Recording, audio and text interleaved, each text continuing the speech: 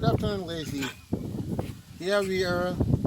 This time we are changing the roof of the Bantaba, as you could see just close to your house. You remember the big Bantaba at the center of the compound? This is Bubakar Khan, all the way from Guinea-Bissau, here to look for this kind of jobs. He's the one removing everything.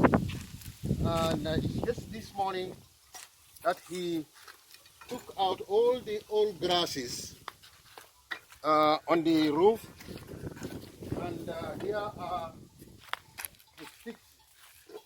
Those are going to be made into the new roof. As you can see, these are the bundles of the new grass we have harvested. This is the new grasses that are going to be made on the renovation of the roof of the Bantaba. Each bundle, there are 40 bundles here. Each bundle costs us $10. Each bundle costs us $10. There are 40. And to do all the jobs that he is doing until he gets the grasses over the roof, it's going to cost us $1,150 plus $1,450. That is to re-roof the